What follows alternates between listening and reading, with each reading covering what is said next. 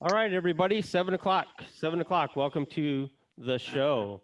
I'm one of the hosts today, Doug Ferguson. I'm in one of the boxes with all the cameras or all the screens. I kind of have a screen thing going on. My lovely wife, my assistant, Lana Ferguson. We are Never Ends Productions, and we are hosting this virtual soccer meeting. So hopefully things go well. We're slated for an hour and a half, so I will try to keep everybody on task with that. We have some presentations from various people.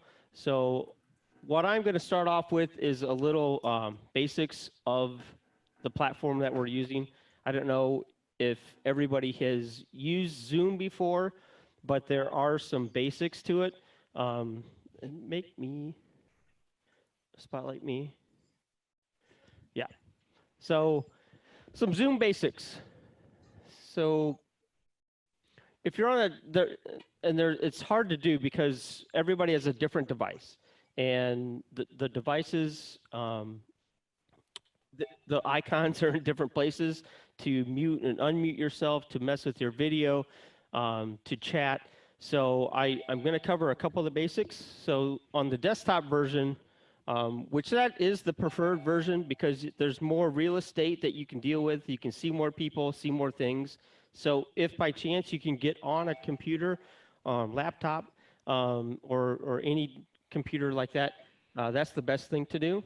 And so down at the bottom and the bottom left is the mute and video. If you see a red line between it, that means it's muted or off. So right now we control the audio, so we have muted everybody because it would be mass chaos if we had. We currently have 171 people on our meeting, so that's a record so far. If we had everybody talking at once, it'd be chaos. So, but you can turn on and off your video. That's down at the bottom as well. Looks like a little camera icon. And then if you want to ask a question, by all means, there is a chat, and that's down at the bottom on the desktop. And so you can ask questions. All of the hosts are going to be watching the chat. So if you have questions, feel free to interact that way. I think you can even chat amongst yourselves in there. But if you want everybody to see it, make sure you send the question or send the comment to, and make sure everybody sees it. Oh. So the host of tonight, including me, is Ben Trevino, Andrew Bigelow, Edgar Rivera, and Tony Delois. And we also have a special guest, Sandra Walker, or Walter, sorry, Walter from the IHSAA. She'll be talking in a little bit. So those are our hosts tonight. But getting back to the little tutorial here, there's two different types of views in Zoom. There's the gallery view, which you see everybody in a square equally, or there's the speaker view. So when we're doing the presentations, you should try to be in the speaker view so that the video is the biggest it can be. And then you can switch back and forth. So in between things, and then at the end, we can go back to gallery view. But for the most part, you're going to be in speaker view. And you can just toggle back and forth. So on an iPad, iPads are a little bit different. I actually have a live iPad right here. So when you join the meeting, let's see. Where's the, what's the number of the meeting? Can you tell me? Number of the meeting. Shoot.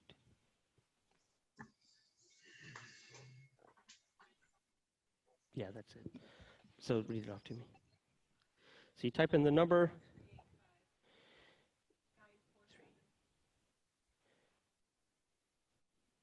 385 947. Join. So it asks me what my name would be. So I'm typing in Doug's iPad. And then you can see here, do you still see it?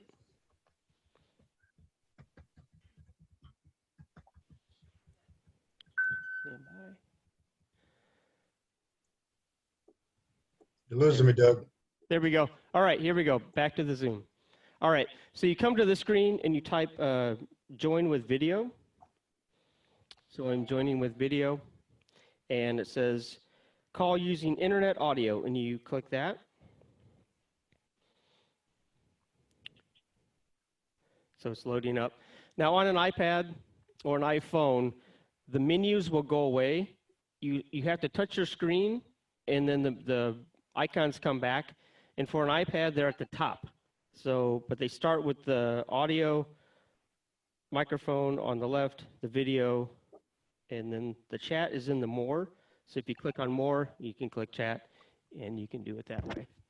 So that's an iPad and an iPhone. Again, here is some stills of that. They're at the top. Can you make that bigger? You just have to click your screen. Can you make that bigger? It should be bigger. It's not on mine. The speaker view. Okay. There we go. Thank you. So yeah, and the speaker view, gallery view, which we were just talking about, is on the left upper corner on an iPad. Of course, when you're not on, we're going to mute your mics. And if you experience any kind of problem, if your Wi-Fi stops working or you get kicked off for the meeting for some reason, just join right back in, and you'll come right back in. You already have the link, so sometimes that's better if something happens with your phone or your device. Just get out of it and come back in. So another part of the meeting is we're going to take some watch some video clips, and then we'll have a question to ask. Is a thing called Slido.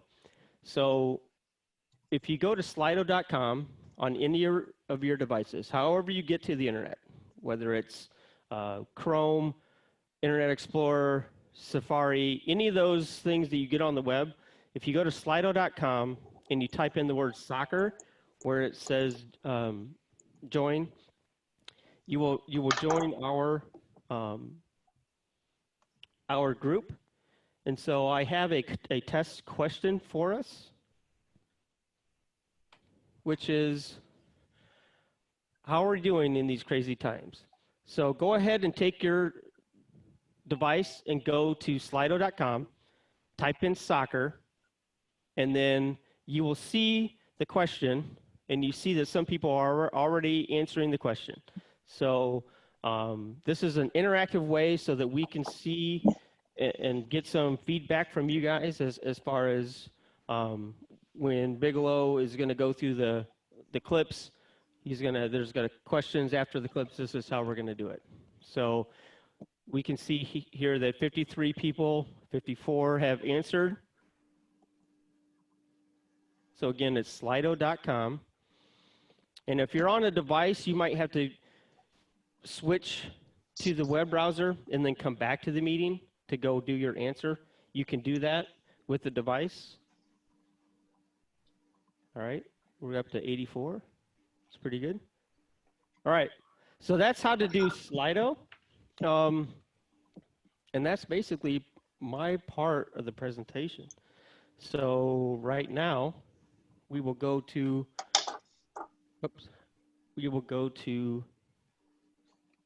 Ben Trevino. So make Ben, highlight Ben. You can just leave that on. I'll just talk for a minute. All right. I've been instructed not to talk so much. So I just want to say thanks to everybody that's participating in this event tonight. I want to first say thanks to Andrew and Doug for helping us out. We've had some many long meetings, some nights, and getting all this put together. This is our first joint clinic with Fall Creek, and just want to say thanks to Tony and Edgar for helping put this together. Tony and I have talked about doing this and having actual meetings in person and exchange instructors back and forth between our two groups. And with everything that we're facing today, this is how that idea became into where we are tonight. So I just want to say thanks. At the end, we want to make sure that everybody gets credit with the state for high school. At the end, we'll go through a little bit of making sure everybody gets registered. And I want to say thank you for Sandra helping out, helping us test out the meeting the other night. So that's all that I have, really. I just really want to get into the videos and start doing what we're here for. But before we do that, I'd like to reach out to Tony and go ahead and have some words, buddy. Thank you very much for helping out. Well, like Ben, I've been told to keep it really brief, and we're just going to really talk about the tournament and what the basic benefit of being a member of an association is. And what that really is the biggest part of it is education and what you're getting here, and then also everything that follows that during the high school season. So please go out if it's going to be with Ben's association. Well, Ben is the soccer chair for his. I'm the soccer chair for mine. Edgar's part of my soccer committee over here at Fall Creek. So if you do have any personal questions, we'd like to please reach out to me, and I'd be more than happy to go through it with you personally. But we are going to try to keep it brief. I do want to say thank you to everybody that is here. Special thanks to Sandra, Andrew, Ben, Doug, and Edgar about getting this all together. So enjoy it. I think the biggest thing we want to do is get everybody together and start talking about the soccer and bringing everybody together as a community. So really want to get into the videos part of it here. Okay.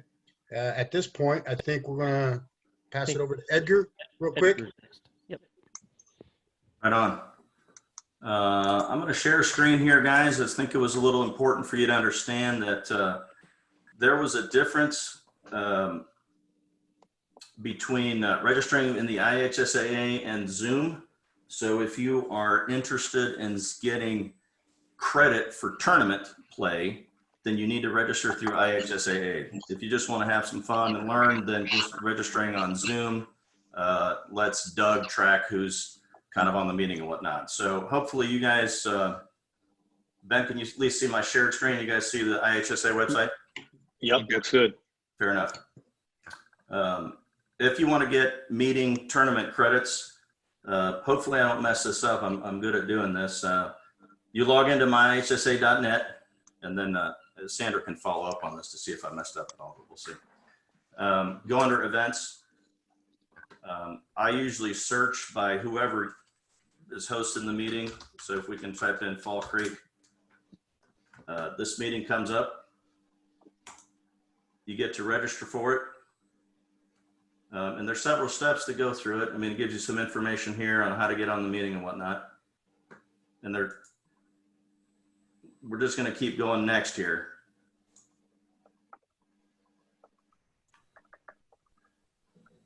It shows you that there's a fee of $0,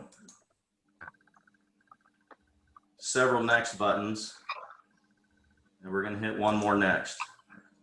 Finalize registration is okay. And then we got to check out here. So I think one of the things that I did as we stopped here, it looked like I was done. Hit your checkout one more time, place the order. And now once you've gotten this, you'll get an email confirming that you're registered for the meeting. So again, this is for soccer meeting credits for the tournament. I don't have a questions bar up, so I'll bring that up at the end. If we have questions, I'll go back over that. One other thing that I was going to talk about is we're due for registering for our association and our licenses. So that's under officials, license and registration. We'll bring up this screen. Just verify that your information's up here. It's going to ask you to verify your email. And again, we're going next. Oh, really?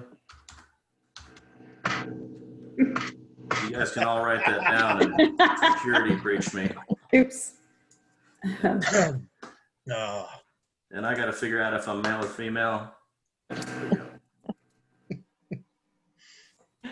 We gotta add felony conviction. Oh, wow. I have to answer this one in public? I'll know if you answered incorrectly. Darn it. All right, so we're just doing soccer here. Disclosures if you need them. You got to add this to the cart. So this is kind of tricky. Your first ones are free. And evidently we might not be using those. Sandra's going to get to that eventually, but you have to hit the add button.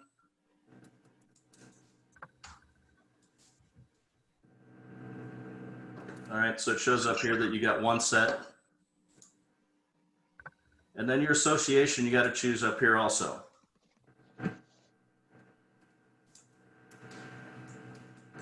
Well, it doesn't like that I've already paid, so let's go Northeastern. I'm gonna add that.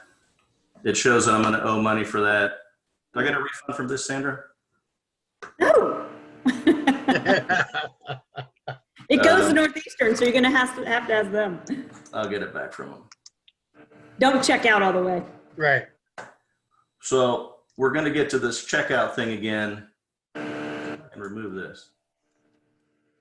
There you go. So it's important to keep going through all this to check out and to place an order. Now, normally you'll see $70 here. I already registered as an official, plus your association fee. So you should see both those before you place your order. And then you place your order, and then you've got a confirmation here. So you go all the way through. Edgar, could I? Am I missing something? Nope. Perfect. And be reminded that you've already gone through registration. So anybody can come back in at any time. And let's say you want to order patches because you forgot, or you want to join an association because you didn't do it at the time of registration. You can do all of that again after the fact, like you just did tonight. And we need people to be aware of that. That insignia tab is different because your new shirts will have the insignia on it. So, whoa. So if you want to continue to order insignia patches because you've got shirts, older shirts that you still want to wear, perfectly fine. But you've got to order those, and the first 3 are free, but you have to tell us you want them. And then we'll send them with your license card like we always have. So that's really all I had, guys. If you had questions, I can see on the chat. I don't see any questions populating. Doug, we're going to send this over to Sandra now to take over for uniforms and tournament scoring. All right, take it away, Sandra. Okay. Let's see here. Go ahead and share. I thought I had it up. Maybe I can't. Okay. What are you seeing? Are you seeing my screen now, guys? Yeah. Yeah. I brought up my favorite official, so Yeah. I hope that's okay. So I want to talk about 3 things, really. The tournament section, since we kind of are on that topic and where those points come from. Profile updates, because we get that a lot. And we'll get emails that say, hey, we get emails that say my email has changed or my phone number has changed. You don't need to go through us for that at all. And I'm going to show you how to go in and click your profile tab and update your profile as you need. And then lastly, I want to show you where your resource library is located and the information you can find there to include your uniform changes and those types of things. So we're going to go back to Edgar's last year, because this year there's no tournament information in there yet. But you can see from his tournament status part of his dashboard, those items that need to be completed before you can successfully earn an assignment within the tournament. So 1, you've got to apply. And when you've got a green check mark over there, it means you're good to go. It also gives you the dates, and be mindful of those. And you're going to get reminders. There's a red tab that comes across your entire page when you pull that up, when you pull up the website in general. Rules interpretation meeting, those always end, as they should, probably right before the season begins. And so make sure you've tuned in and completed those. Association meetings, a maximum of 8. And again, we don't like Edgar went to 10 and 1 online. Perfect. It's not a matter of a magic number. It's a matter of the level of training you want to receive. And hopefully when we hover over that, we see a lot more than your basic. We get a lot of questions about, well, how many do I need to go to? And my answer to most of those people are, well, how good do you want to be? Clinic attendance, everybody knows that that is required every other year. Our date for end of clinic attendance is going to be skewed this year. We may wind up with clinics coupling with scrimmages in your area in order to get those accomplished, depending on what June and July looked like for us. So that information has been passed along to your leadership of each association. Hopefully that weekly message that I send out to every secretary and president of each association is getting shipped right to you the same day, just to keep you updated. And it's typically 8 to 10 points of what's happened lately. And so continue to look for those. Typically on every Wednesday, I send those out. Part 2 test, contest worked. The 20 points is your maximum, but it scales back from, I think the start line starts at 6 or 8. Obviously, you need to have worked some varsity contest before it merits an assignment within our tournament. And then moving up through and including, I think 16 is your max, but many of you have many more than that. Years of licensure factors into that on a small scale. Highest tournament experience factors into that, and then previous tournament assignment, because what we'd like to see is people continue to apply for the tournament. And so there is a point system, and part of that is awarded for that reapplication every year, okay? So 50 out of 50 is your half.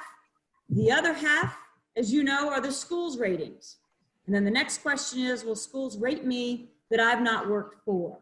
And we understand that to be true and working on that right now, actually. We've got 37 schools that don't use an assigning system. Once we get the rest of those on some kind of assigning system, and we don't care which it is, Arbiter, Our School Today, EventLink, and there's a new game in town. There's a company called Dragonfly that we're looking at now, and I spent some significant time today going through just looking at what their software has to offer. For those schools, sometimes it's pricing that's the hurdle. Dragonfly is working through, the National Federation has hired them. National Federation paying the bill. Very nice. So free of charge. And if that's been the hurdle for those schools, we can certainly help them overcome that now. And then it's just really those few schools are people that have never used something. But the moment we can catch every game, you worked home and away, only those schools will then rate you. It'll give you as an official a much more fair shake as far as the rating system and that 50% that's in the school's hands. And then the schools, honestly, won't have 329 different people to rate, 3/4 of whom they've never seen. So that's the plan moving forward. But that is your tournament area. And then your assignments, of course, click on your assignments tab. And Edgar, I hope you don't mind, but here were his assignments last year. That's fine. Shipped him down to Seymour for the semi-state and did a heck of a job down there. But that will continue. I'll keep your school ratings to you, Edgar, okay? They were high, I will say You that. put that They up were too. I don't high. even know what it says. Try it. Okay. So this just tells you how many twos, how many threes, how many fours. So there were 5 people, Edgar, I don't know who they were, that gave you 2. Probably have never seen you, which is, Probably. understand your scale is, there are several thrown out. But I don't know if you've ever been to Chesterton. You go up to Chesterton and work? No. See, that's a problem. So again, those 37 schools, you ever been down to Boonville? No. You must just have a pretty face and they just give you a rating. I don't know if it was a 5 or if it was a 2. I look a little like Trevino, and I get the people get me confused. Maybe that's it. It's the other Edgar. But we know that's a problem. And so we're going to continue to work until we get that solved.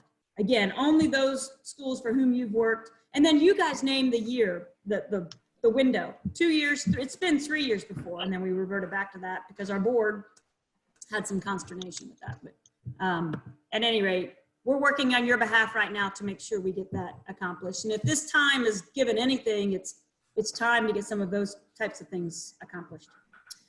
Your profile, easy change. Go up here to your, I know I'm impersonating Edgar, and this is what we have built in on our end to help you more efficiently. When Edgar calls in and has a problem, I hop in as he, and so it takes us less time to problem solve for you. But all of you in the right-hand corner have your name and hopefully your profile picture, and you go right to your My Profile. This is actually going to pick up Edgar's. And then we're going to edit it as Edgar needs to. Maybe he's changed his email address. Maybe you've got a work and a Gmail address. So you want to add one, but you want to keep your Gmail address as your preferred. You got a phone number change, all of those. I would suggest on your phone number, make your mobile number your preferred number. So your athletic director trying to get a hold of you because they've got a rain delay or what have you, that they can get a hold of you quickly. And if you don't want that, you just simply take it back out. And then to get back to your dashboard, you simply hit your dashboard. Are you sure you want to discard that? I won't change anything on your. And lastly, because I know you want to get to clips, I just want to point out your resource tab. It's the second tab on your page. A lot of questions right now surrounding several different things. You've got a home section that we post for everyone. Every athletic director, every customer in the system sees this. Mike, you were asking about the approved assigners. There they are right there, because you need them, member schools need them, so on and so forth. The bulletins are always posted here for you. Our bylaws, if you need some sleeping material, are located right there. Policy manual, there you go. There's another nighttime read. Calendars and how to export our calendar in. But officials' helpful documents are what you see. And again, every customer sees a different version of this, but this is what you see. Here's your leadership. There's your assigners again. And if you scroll down through here, your officials handbook that you've probably read cover to cover. I've just updated 2021. That'll be posted there in the next day or so. Uniform changes, the implementation, the timeline, and the rationale, all located right there. We're not going to spend the time to go through that all tonight. I would like you to have a look at it, and certainly open to questions. Uniform specifications are there, our mentoring handbook. We've started posting our leadership meeting minutes here. There's no reason why you guys don't need to know on those Sundays when we meet what exactly goes on there. And very comprehensive. Official of the year, professional forms. A lot of people now, since that's going to go on your shirt, they want to know what qualifies you to be a professional. It's right there on the form. Your rating system that we just talked about for tournament applicants, located right there. You download it. And there it is in its entirety.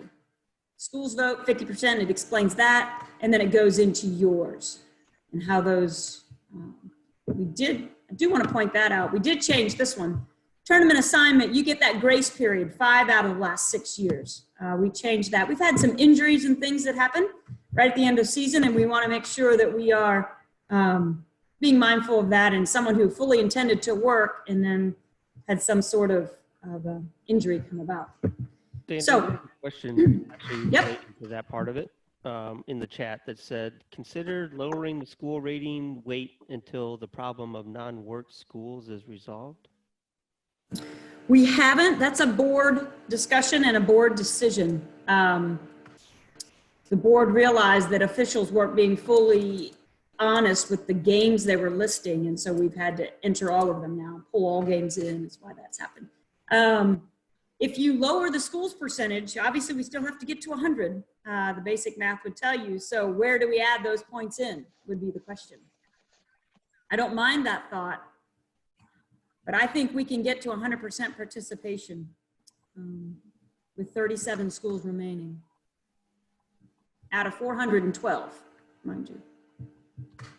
And then there was another question that says, can clinics from other sources, i.e. college or USSF, count toward the clinic points? We have not. They've been our certification clinics going through high school rules, high school mechanics, and those kind of things. We're doing our darndest, and Tony and I had a conversation about Chad Collins just the other day, who leads the rules meeting for the Federation. He's the soccer guy in Kentucky, And every chance we get, we try to come closer together with soccer rules to soccer laws. Not quite there yet, but for now, the certification clinics that we hold are the ones that you'll earn credit. One, you've got to register through the system and attendance has to be taken, much like Edgar went through with you tonight with the meeting. There has to be a way to capture all of that. And through our system is how that is done. Any other questions with this? Again, guys, I wanted to be brief, but wanted to run you through a few components of the website. Doug, do you see that question from Josh Mangus? Yeah. Can there be a block on girls or boys on a school? Right now, it's just the school on the profile. Well, that's interesting. No, because we treat soccer as one sport. At the moment, no. But the question is, can I block just the girls program or just the boys program? I will write that down and see if we couldn't try to separate that.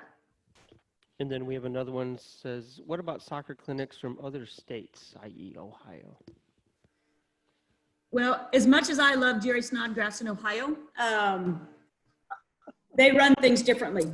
So it will be Indiana clinics that count for Indiana credit. Actually, one of them says college or USSF also. Yeah, we got that already, Edgar. Okay, I missed it. Yep. Were we discussing uniforms at all, Sandra? We certainly can. I pointed out where the document lives, where the transition in the timeline, but last year we just announced it. This year, only tournament officials will need the new shirt. This is a 4-year graduated transition to hopefully appease everyone. And that's awfully hard to do. Trust me when I tell you that, 10,000 officials later. For the sport of soccer specifically, green and gold, only 2 shirt colors, green and gold. Hopefully that helps. So then after next year, this year's tournament, next year will be all varsity level. And then the next year after that, 3 years later, everyone is transitioned into that new shirt.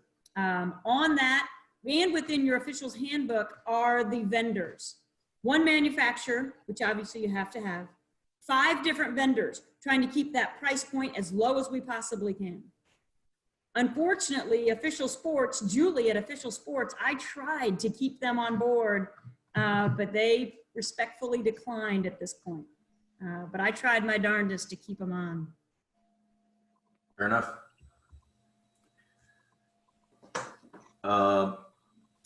Doug, do we go on from here? I don't think there were any more questions. No, I think we're good. So thank you, Sandra, for that information. And if you have any other questions, feel free, if they come up during the presentation, to just add them to the chat, and we'll try to maybe grab them at the end. All right, Andrew Bigelow. Right. Welcome, everyone. Just to reiterate a few notes from everybody else.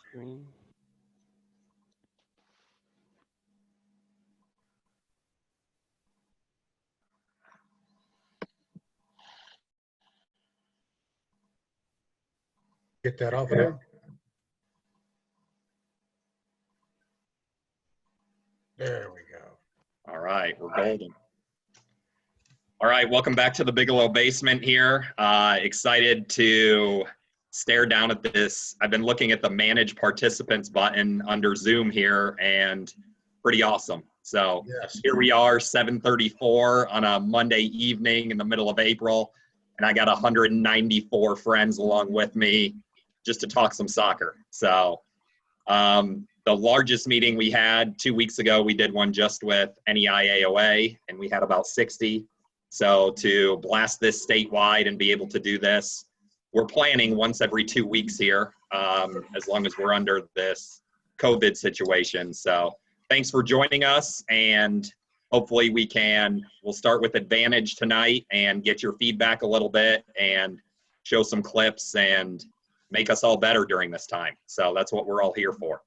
So as I mentioned, the topic of Advantage will be our subject for tonight.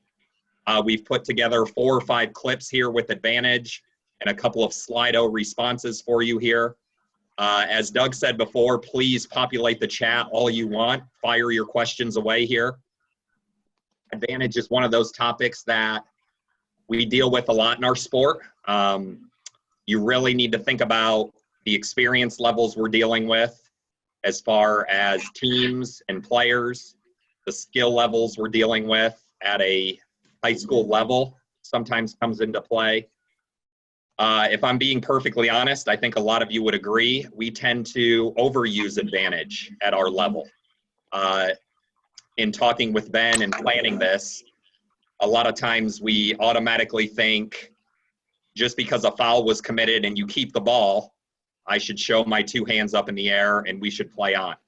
So really trying to hammer down tonight, when is a true application of advantage and when should we be looking to use that to benefit our game. So a true benefit to the attacking team. As we go through our clips today, I want you to think about that. Think about that concept of, is there a true benefit to attacking soccer going on through this clip? And if there's not, let's go ahead for the issues of game safety, player management, safety. A foul's a foul. We want there to be a true application of advantage at play. So my favorite analogy in all my clinics is we have the advantage rule in soccer that's a benefit that other sports don't. I take the sport of basketball, for instance. Like you're watching, unfortunately, March Sadness this year, and none of us got to see our March Madness and everything, but the moment that player makes a steal and they're on a breakaway for the other basket and somebody just reaches out and gives them a little piddly ticky-tack foul, and all of a sudden we call a foul and kill the play. And you know that guy was going in for like a game-changing 360 reverse, tomahawk, slamma-jamma, whatever it is. So the sport of soccer allows us that opportunity where we can keep play flowing, we can promote attacking soccer, and there's no better feeling as a referee than when you apply that advantage.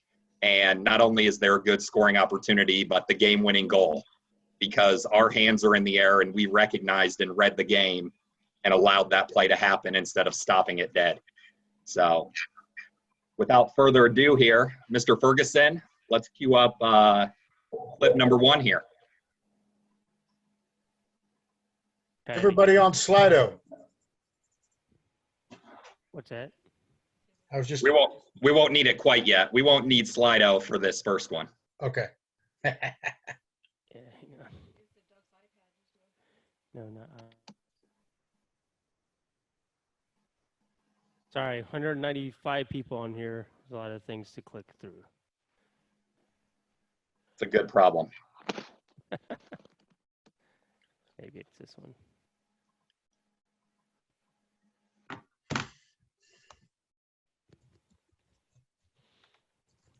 All right, is that full screen?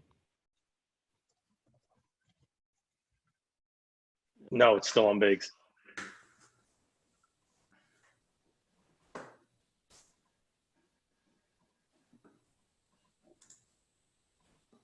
Stand by, stand by. It's all right. I'm just scrolling through right now and checking everybody's background. Perfect. Yeah. People laying in bed. Love it.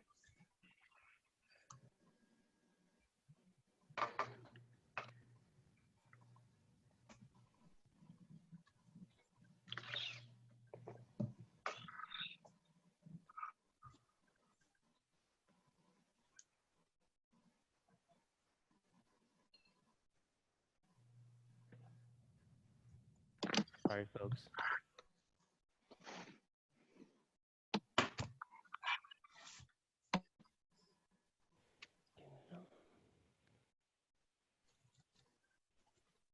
As we're waiting, I just wanted to say Sandra gave us the last 2 years of, I think, semi-state and state final games that we're going to go through and see if we can pick up some video clips of actual college or high school games. A lot of these clips that we're going to be looking at are clips that we can find online right now. But we do really want to make sure that we're getting clips of us actually working high school games. Hey, Biggs, there's a question out there that you could. Yeah, I see it. Yep, we'll go right there. So Tony Crowell, great great question here. Once you call advantage, should you call the foul and then bring the ball back? So one of the things with advantage, like we said, we talk about that overuse. We want to make sure if we're applying advantage, we want to make sure there's a true advantage present. So we want to try to avoid that quick advantage, and then we let play go for a second, it doesn't materialize, and then, oh, we blow the whistle and we call it back. Because then we create some confusion with, well, you called advantage, and the advantage didn't materialize. And we get into some of those areas there. So when you decide to give that advantage, it's kind of like the slow wait and see flag with offside. You see the foul, you recognize it, take that couple of seconds, and then when you see a true advantage materializing, then you go ahead and give that one or two-handed signal. So, but if you do call an advantage back, you're going to call it back and you're going to place the ball, like the question said, where the offense occurred, not where the ball was when you blew your whistle. But we do want to try to make sure there's that true application of advantage. Hey, Doug, I don't know if it'd be helpful, but I do have that first video clip up if you want me to try to run it. Yeah. Hang on just a second. I'm almost there, guys. Sorry. Sandra, do you see that question from Eddie Chu? Uh-oh, somebody turn her on. There you go. Oh, yeah, I just started reading it, Tony. Some from Arbor, some from, what is the new? Oh. Well, first of all, nothing with Dragonfly yet. That's just a demo type of possibility. Nothing have we done to interface with that at all, and that's a process. So hold on with that. But Event Link and Arbiter, it doesn't matter from which software you accept, you don't care. So you'll accept, it flies into your calendar on your dashboard. Then it also pushes out that date and that time on that date is encumbered. And you're going to notice on your calendar, parenthetically, Arbiter, Event Link, Our School Today is noticed there. That's really for our purposes for assisting with any kind of tech issues there, to know where that game assignment came from, which software. But outside of that, but said some confusion with game assignments. The only confusion I think was happening is that assigners were assigning Arbiter and schools were using Event Link, so you saw the duplication. And you may still continue to do that. Talk with your assigner. They may be assigning an Arbiter and school then is putting it into Event Link because they want to pay out of Event Link. There's a digital payment system there now. Looks like you guys are ready to go. Yeah, before you hit play there, one question that came through to me again.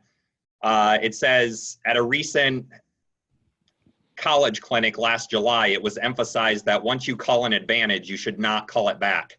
You're almost treating it like a whistle. And I would agree with that 100%.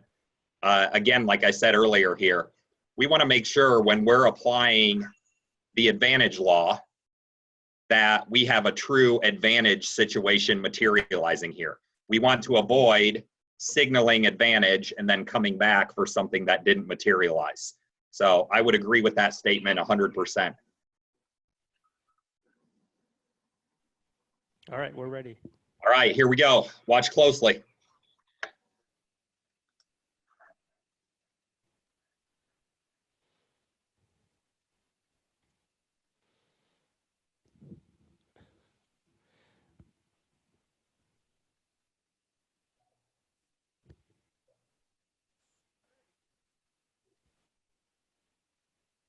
Good advantage. All right, so it was meant just to provide a little levity to start and everything here. You got Doug on the freeze frame there. So one addition to the advantage application the last couple of seasons here, the one-handed advantage signal versus the two-handed signal. You will see referees now, especially at some of the higher levels, giving the one-handed advantage rather than the two hands up in the air that we're used to seeing here. But just a one-handed advantage is also permissible there. Just make sure you get out of the way. As you can see, a little referee positioning there gets us in a tight spot. So, all right. Doug, are we going with this clip that's up right now? Where you at Pitt, Akron? This is the one after that. Yeah, this We can is go. item 4. Just hit Akron. Oh, here you go. Okay. Let's play this through twice. Here we go.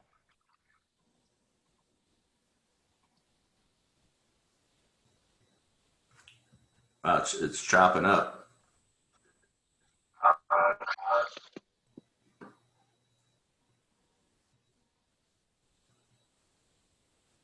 Is it just choppy on me? Mm-mm. Mine's choppy also. Yeah, it's choppy over here as well. Doug, anything we can do for that? It's not coming very. I can slow it down. I was playing it full. It's not playing full though.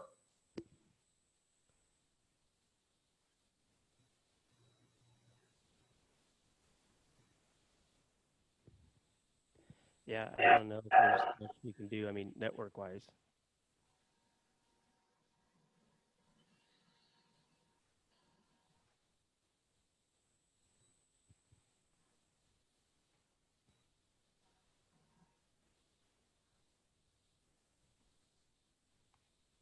There's the free.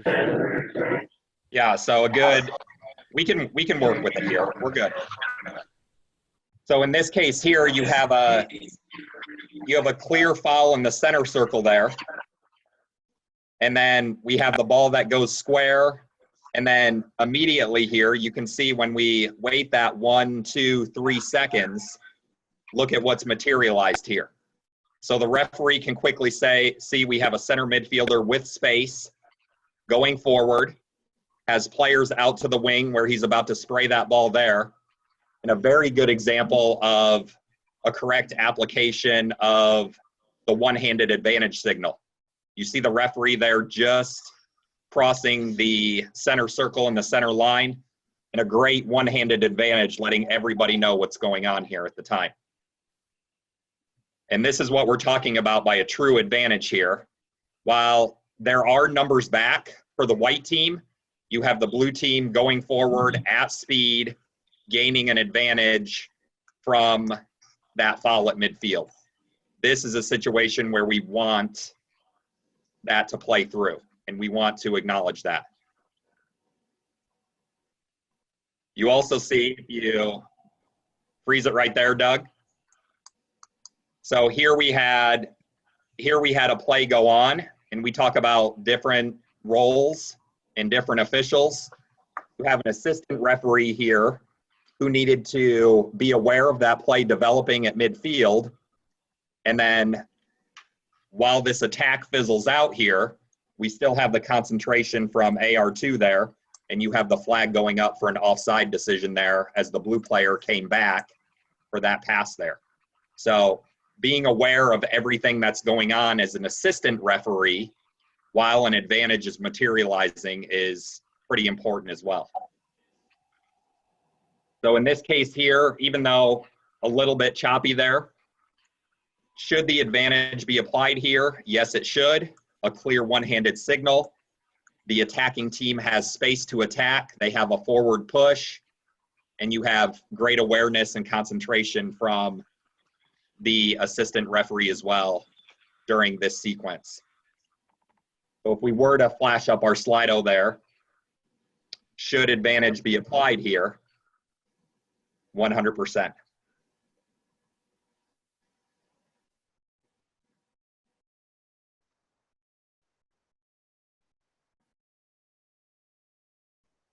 Some questions here in the chat while this plays through a little bit here. So there's the freeze frame on the foul. When that foul happens, go ahead and let the foul happen. Roll it about a second or two, Doug. Okay, freeze it. So we have that foul occur there, and then our awareness as referees, we need to understand that he has a teammate within a couple of yards who has 10 plus yards of open green space in front of him there. So again, that's that awareness, and that's where we have to make that decision. If that space isn't there for the attacker, if he doesn't have options going forward, then we want to go ahead and acknowledge that is a foul at midfield for game management purposes, and not just apply advantage because the blue team kept the ball. We want to make sure, again, there's that true application of advantage that can result in some kind of play. I just want to also add in AR1 and referee are being tasked with making decisions. It's very important that the trail AR, and in this case, we do have a fourth official, it's very important that these other officials are making sure that they're keeping an eye on the field. We're continually scanning to see where the referee is looking and where the lead assistant referee is looking, and we're looking where they're not, so we can catch anything that's off the ball. Yeah, that concept of teamwork, Ben, absolutely 100%. I mean, it's not just the referee making the decision, but we all know what happens as soon as people see a foul in our game, they react immediately and they react emotionally, whether that be the benches, whether that be the players on the field, unfortunately, whether that be the spectators with all their knowledge base that they truly have. They immediately see a foul and they don't understand what's going on. So we need to be able to, as a crew, communicate as much as we can. A couple of questions from the chat here, and then we'll roll on to a new clip here. Let's do real quick. I think Bill had a really good idea. Can everybody just turn their video off? And then that way, when we do the next video, it actually might run a little bit smoother. Just got to click on the video camera icon, lower left. And then, Andrew, that's a pretty good question there at midfield from Alex. What if for some reason the midfield plays the ball back to their center back? Do we allow them to continue to play?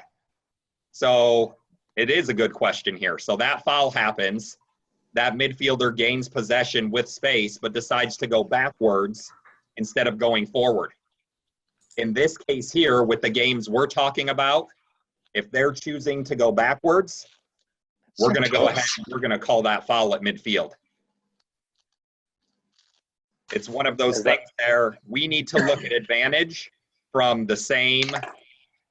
We need to look at advantage in the true spirit of attacking opportunities, especially with our level of soccer that we're talking about at the high school level. There are levels where as long as they keep the ball, no matter what, they want to keep the ball and they don't want to see the whistle. But in our games, the majority of our games, a free kick at midfield there instead of going backwards to our center back or our goalkeeper, that's a great question. We want advantage to promote attacking soccer in our cases here. Question here, isn't it the same if they pass to an offside individual? Another good question. Let's say this pass goes all the way out wide from the freeze frame here. And let's say that person, even though they aren't at this point, they're close. But let's say that player's in an offside position. The ball gets played directly to that player. Yes, no advantage has occurred. So we're going to go back and we're going to call the foul. Because if we called offside now, we're giving the white team a free kick when the blue team's the team who just got fouled. So tell me how that's fair in any way, shape, or form. So that would not be an advantage. And yes, we would go ahead and play.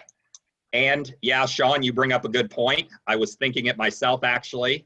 In some of our games, a free kick from midfield is a set piece. And they're going to pump it into the mixer, and they're going to get a scoring opportunity off of it. So a lot of teams want that free kick. They want an opportunity to stop the game and send numbers forward and pump a ball into the box if they can. So all good things to consider there. Doug, kill it right there. Go back like 2 frames when the referee's standing still. He's upright. This is very important. This referee recovers the moment that the referee makes the decision that there's advantage, his next 4 or 5 steps are explosive.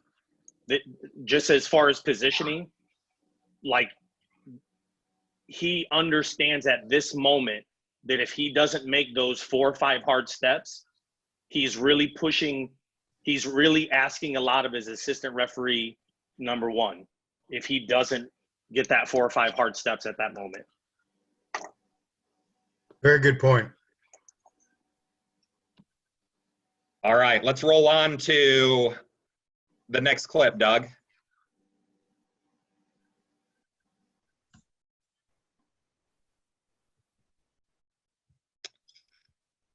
We'll go ahead and watch it through 2 times here.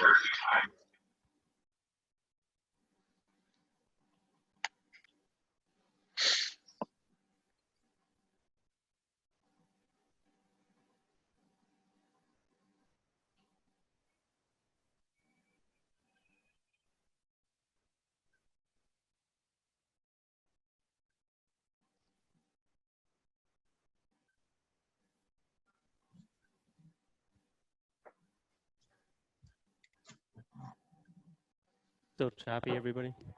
Yes. Yeah.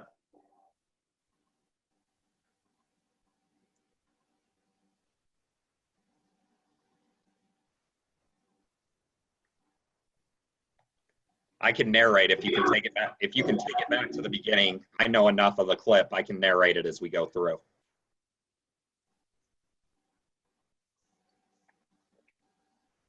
So we have a play here in the attacking third. We have a player cutting into the middle of the field. He sends a pass upfield to the top of the 18. He's fouled as he sends the pass. His teammate proceeds to turn, loses possession, and the ball's played out for a throw-in. So what we aren't fully seeing here is it is a situation where we would accept advantage. You have a ball played into the top of the box there. We 100% want to see what that attacker is able to do. Right now, where that play is frozen, that attacker is 1v1. Yes, his back's to goal, but he's 1v1 with that center defender. If that attacker can take that defender 1v1, it's a very good scoring opportunity.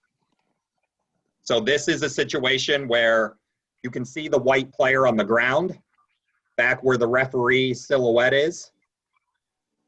We don't necessarily want to have the free kick from there in favor of this 1v1 developing opportunity here.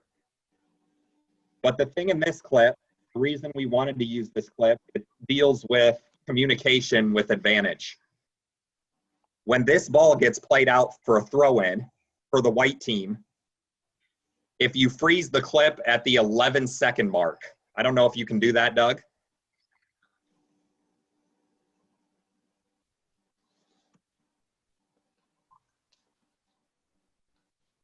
Back to it. If you can freeze it right at 11 seconds on this clip. 11 seconds is right there. All right, keep going.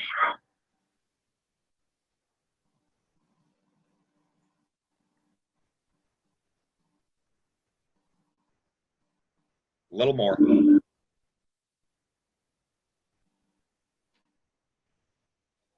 All right, go ahead and freeze it right there. Okay, so on your screen here, if we look directly behind the referee, we have one white player with his hands in the air. We have the original player who was fouled back toward the benches with his hands in the air. And we have this white player on the near side of our screen here, nearest to us, with his hands in the air. You have 3 players here not understanding the communication from the referee. So the communication from the referee, in this case, was advantage. Players want to know why that initial foul back in the attacking third wasn't called by the referee. So that lack of that one-handed or two-handed advantage signal to make everybody aware of what we're doing and that crew communication, we need to make sure we communicate as a crew and we communicate to the players on the field as to what's going on. Hey, Doug, Biggs, give me a second here. Yep. Hey, folks, we're having a challenge streaming with 200 people. One of the challenges we think is that everybody's taking a video of themselves. So if we can stop sharing video at this point, lower left, you'll have a stop video button with a video camera. We'll all get back on here after Doug plays these clips. We've got 2 or 3 more clips we'd like to share with you at full speed. So if you can help us out here, we got 200 people on, it's just bogging down. So hit your stop video.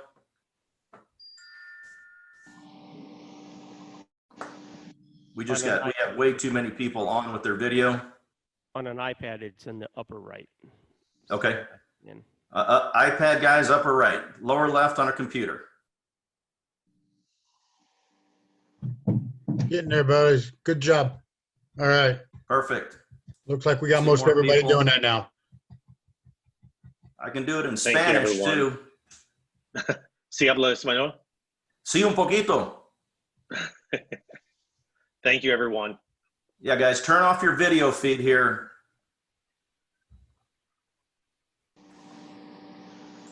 All right, Biggs, let's go give it a shot back. I think we're back on you, See sir. if that works.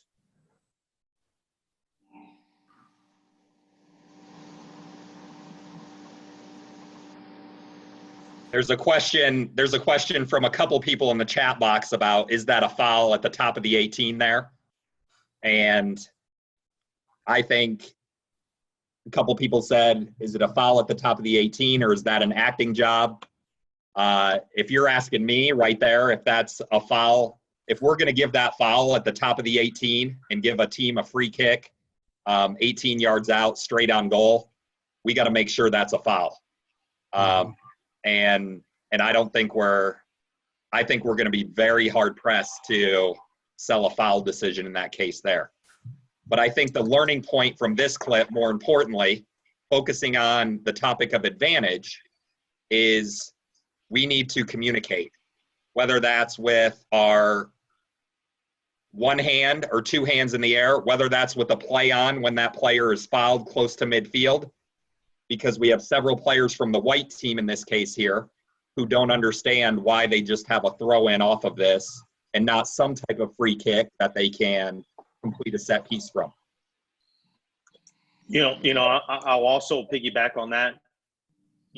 I could see me getting this clip from a coach asking me why didn't that referee call that foul? And then it's going to come back to where the referee says that that's a foul. They just played advantage. But we don't, to the average customer, they don't see advantage, nor do they hear advantage. So I think that's what the point is. We need to make sure that everybody visually and sometimes all with your voice, they hear that signal. And it's going to show up in video clips. And this is part of this one. It kind of makes it a gray area. I see it on some of the chat questions too. This develops fairly quickly. From the time that player is fouled in the attacking third to the time the ball is at the attacker's feet at the top of the 18 to the time it goes out for a throw-in, all of that happens within 3 to 5 seconds. So we need to, in 3 to 5 seconds, we have 1, 2, 3 players visually showing signs of miscommunication or misunderstanding based on a 3 to 5 second time lapse there. So we really have to make sure we are able to communicate our intentions there. And if we're going with advantage, we have to be sold on advantage, and we have to make sure our customers, in this case, the players on the field, the benches, they know the decision we're making.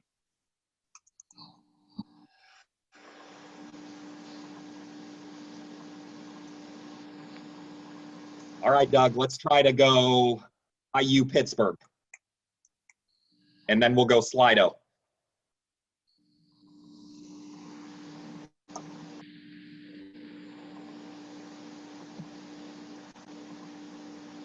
Try it full speed, see what happens.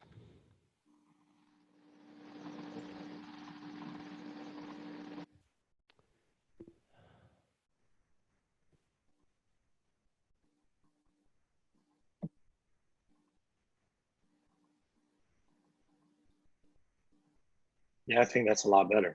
That's a lot better. Let's go back to the beginning. Play it again.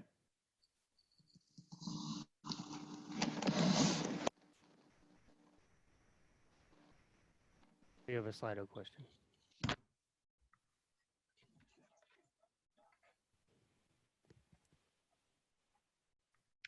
All right, you saw it twice, which is more than we get to see it in our games.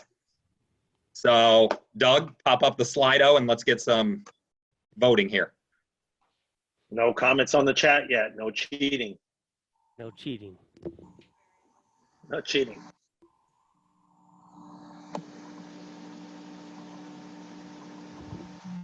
Trevino says, you cheat, I blow the whistle.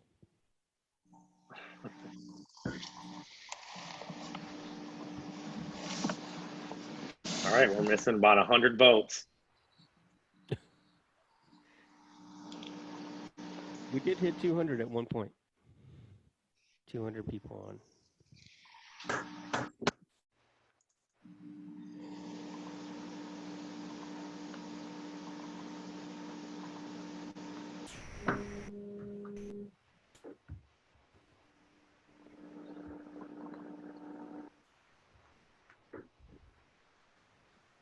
All right, that's plenty. I know we got more, but that mission accomplished there. So,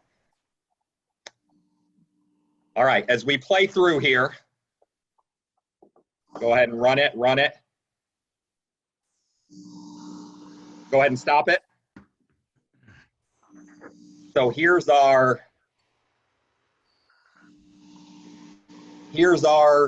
foul committed by the white player here. You can see the red player already going down here. Look at our referee back here in the center circle still. So yes, that's a fairly sizable distance from play, but we talk about viewing angles and being able to see what's happening, and there's no doubt whatsoever that this referee sees everything in this play. You can tell the referee is actually already going to his lips here to potentially blow the whistle. But here's where we have to have that awareness. So this foul happens, and all of us as referees are immediately thinking, this is an easy foul. This is 30 yards from goal. This is a good opportunity for me to get in and tell everybody I know what's going on here. But if we look at this player running on, go ahead and play it, Doug. Being able to have that awareness here and not blow that fast whistle. Yeah, just manage. And then we have a good scoring opportunity that unfortunately results in just a goal kick there. Can you go back about 5 seconds, Doug, to where the referee displayed the advantage? Where the referee, keep going. So the referee's hands are up here. Keep going. Referee's hands, good. Freeze it right there. Back about a second. Maybe 2. There, perfect, right there, freeze it. So we had a case here where the referee kept his hands up in the air for advantage for a good 3 to 5 seconds here. Everybody watching this game, whether you're watching on the Big Ten Network or you're there in stadium, everybody knows what that referee's doing. And everybody understands how the referee is selling that call to all of the stakeholders. We go back to the last clip where it happened so quickly, but we acknowledge there was no communication from the referee whatsoever. And it creates confusion on the field here. So the bigger part of this question from the chat and from the Slido, so we are 100%, the 78% of voters that said this is an advantage and a yellow card, you are 100% right. But I'm if gonna we put go my back to vote the in right clip now. here,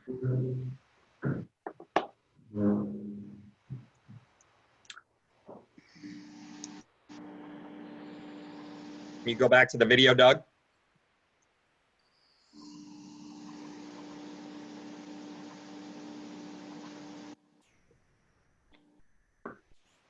Let's go back to the original foul.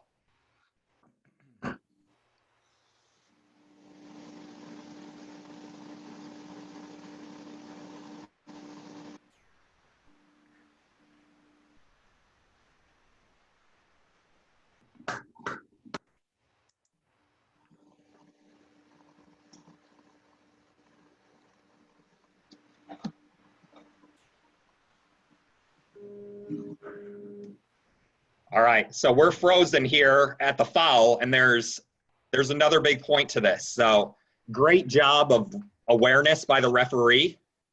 Great job of, like Ben and Tony talked a little earlier in our presentation about awareness and that quick burst of speed. Look where this referee starts here. And if you remember where this clip ends, the referee is right there close to the top of the D in the 18. So great recovery and a great burst of speed there to recognize that this is a big time moment.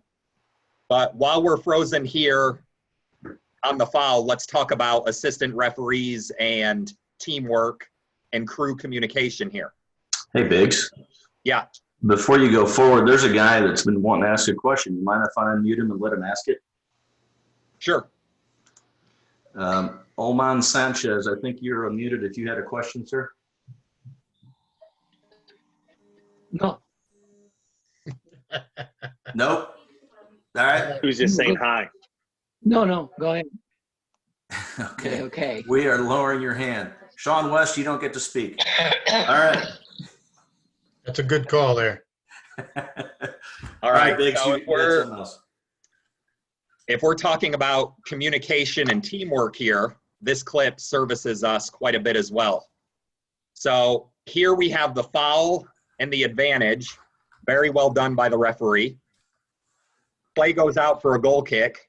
You can't see it in the clip because the clip ends, but I can tell you that this referee went back and cautioned this white player for unsporting behavior for this foul. So there was a delayed yellow card. It was handled very well on this play here. Definitely a yellow, I agree, from what people are saying in the chat. Andrew, real quick question for you. What's up? In that particular snapshot, as you're thinking and the play is developing, what is going through your mind and why is that not a dog so? Or Alex Goins was asking a question about it, so I wanted to bring that in, that when we're seeing that play develop and what's going on with it, and we see it, and we've made the attempt to say, okay, we're going with the advantage, at the same time, you've got it going through your head. What does it need to be a dog so? What is it, So Well, Doug, go back to our foul, and we'll go through our 4 Ds there. If we're talking about denying a obvious goal scoring opportunity. that's kind of what I was asking. Yeah, so go ahead and play it through until the foul. Yep. Okay, stop it right there. All right, so in this case here, if we're looking at a freeze frame here, kudos to that question, whoever asked it, because it's closer than I would have thought. I would have never thought dogs though in this clip.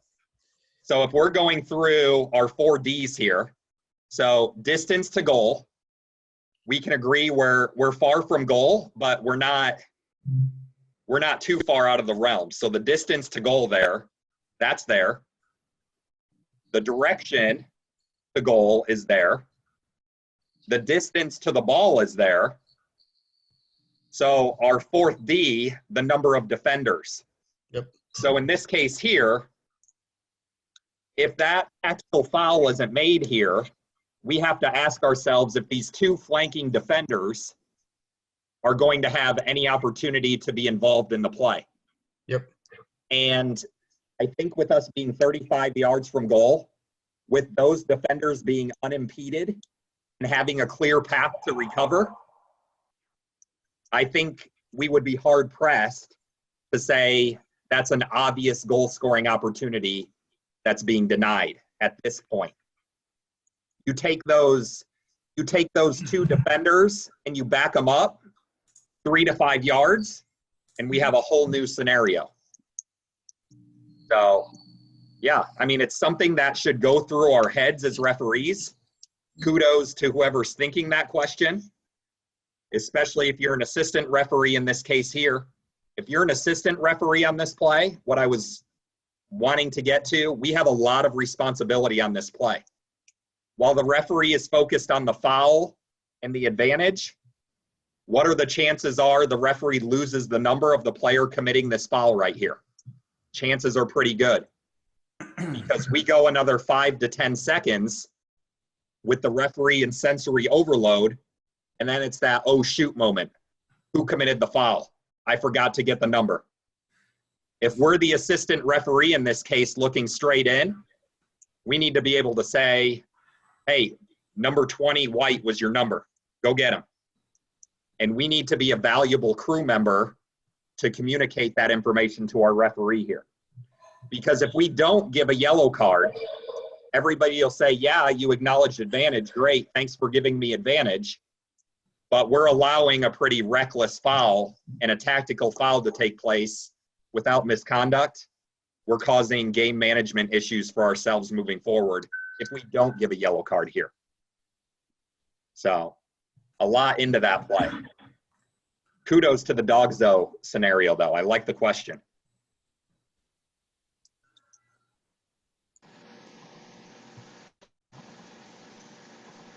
Other thoughts on this clip here?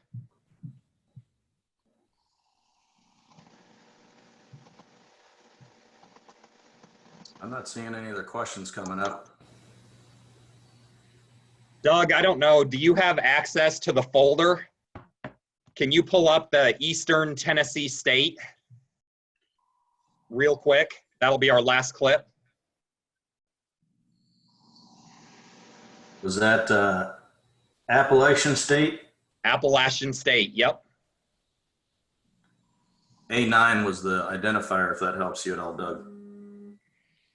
That should be it.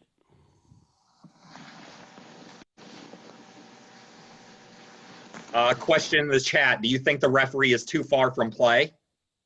If the referee stayed in this position, yes, 100%, absolutely. But if we analyze the referee's movement when this foul occurred and the urgency and the burst of speed that we talked about earlier, the referee recovers very quickly in this case. And remember, we're not so much focused on how far we are from play, but those viewing angles, those angles of view to see through a play and see the contact.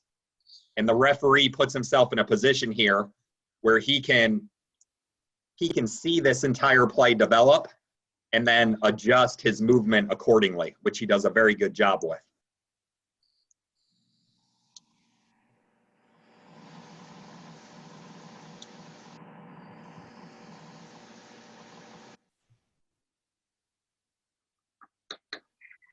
Red Bull.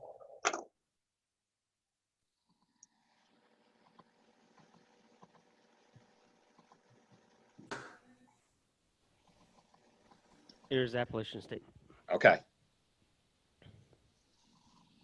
Last clip here.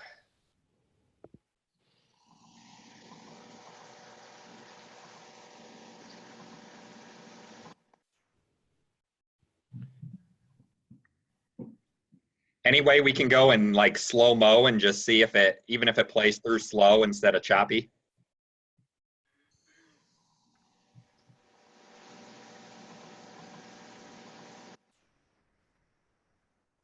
Somebody on the chat said it's a black screen, but I can see the video. Yeah, I got the video. Yep, I see video.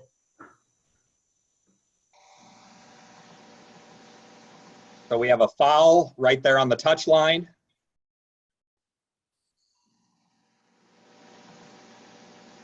Referees, go ahead and freeze it here, Doug. Referee's arms went in the air to signal advantage, and boom, we have an immediate challenge here from the defending team. this is what we were talking about at the beginning of our entire presentation here. Too quick on the advantage signal. If we play it through a little bit, Doug.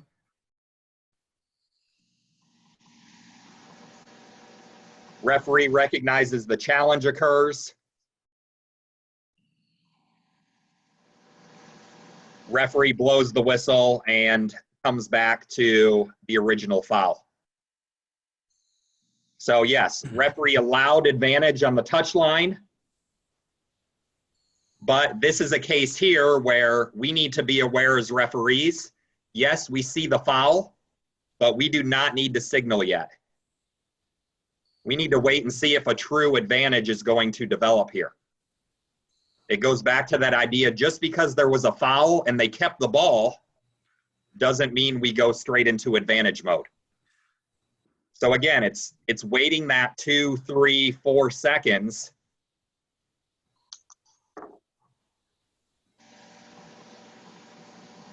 Oh, I love the chat. Foul right here. Black maintains possession, but immediately challenged. Some people don't like that that foul was in front of the bench. And let's look at the clock too. We're in a 1-0 game with 1 minute and 11 seconds left in the game. And now we have a free kick on the touchline, 35 yards from goal.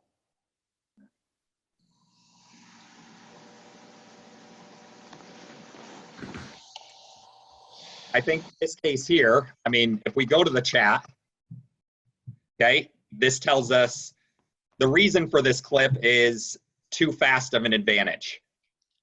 But I love, like Ben said, I love where the chat is going here, because we have a lot of other factors here in regards to game management.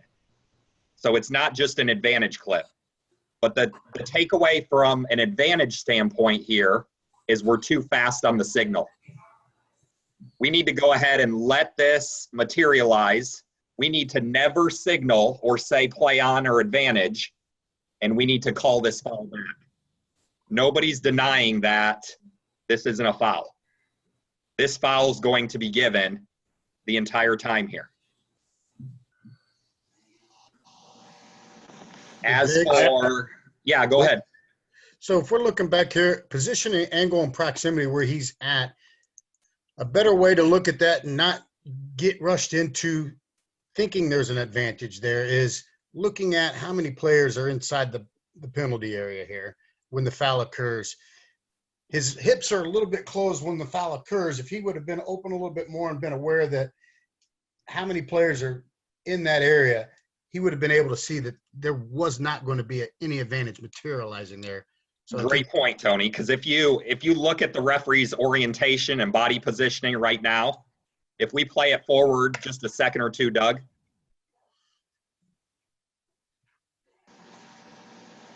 There's no way.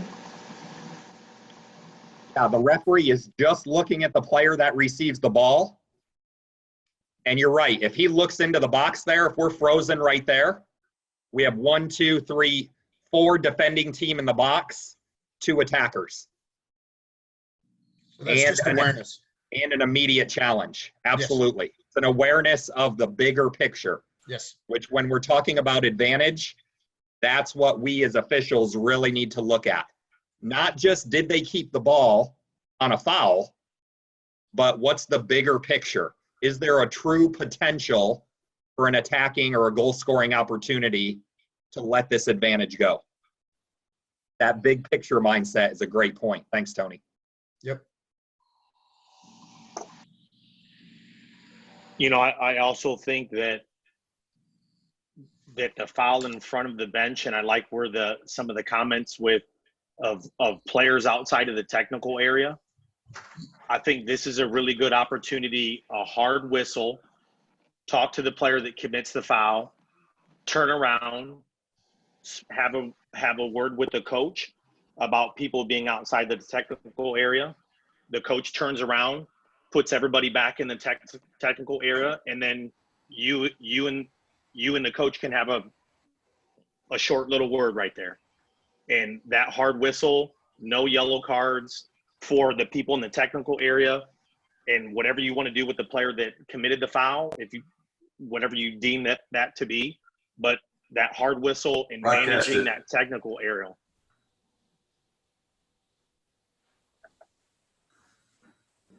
Yeah, we want to avoid looking at the chat a little more here. We want to avoid using the advantage call to acknowledge fouls rather than advantage.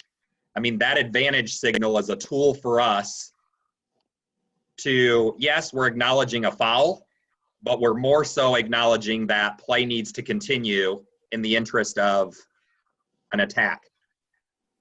We want to avoid using our hands to not give a true advantage. But yeah, you have a lot of plays here. You have bench proximity. Fouls in front of the bench are always more testy. You have a situation here where we're going to have to deal with clock management potentially. This could be a great opportunity, like Ben said. Maybe you're looking for an opportunity to stop the clock.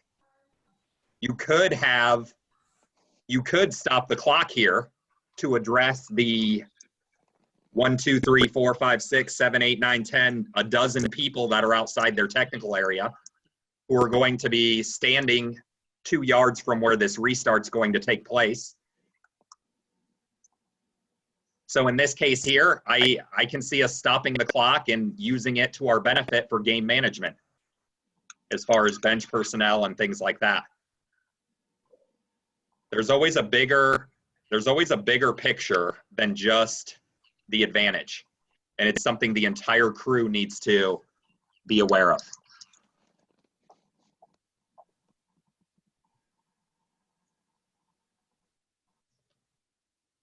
All right. Doug, do you have the final Slido question or not? Yes, I do. Okay. So I know we had, with 200 people going, some choppiness with the video and everything, but we'll look to address that on our end here. But our goal is to continue to do this every 2 weeks. When we did this 2 weeks ago, there was a big push for that. So with that being said, we have the accumulated knowledge of 200 officials here, and we'd like to know in one word what you potentially would like to see covered in an hour to a 60 to 90 minute class. And we'll use your feedback here to gather clips and put together our 7 p.m. session for Monday the 27th. So take some time here. Several people are doing it already. Thank you. But if you have a topic that's near and dear to your heart or something you need some clarification on or want to see some clips on, this is your opportunity. And you can see the more people that mention it, obviously the word gets bigger in the cloud. So take a few minutes there and we'll go from there. Or if you want to just type it into the chat, feel free to do that as well. One last disclaimer for everyone, just to let you know, this video was recorded tonight. Doug, were we planning on getting that up? Yeah, we can put it up somewhere. Okay. And, send everybody a link. Okay. Hey guys, if you want, or Doug, you want to get it to me, we'll put it in the training area of the resource library. People can go back and look at it as they wish. Yep. Very nice. And like Bigelow said, the next training 2 weeks from now, same time, same bat channel. 4/27 at 7 p.m.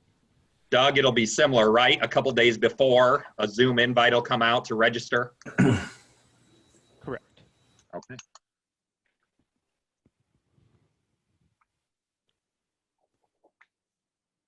So We appreciate everybody taking the time. turn on everybody's video here.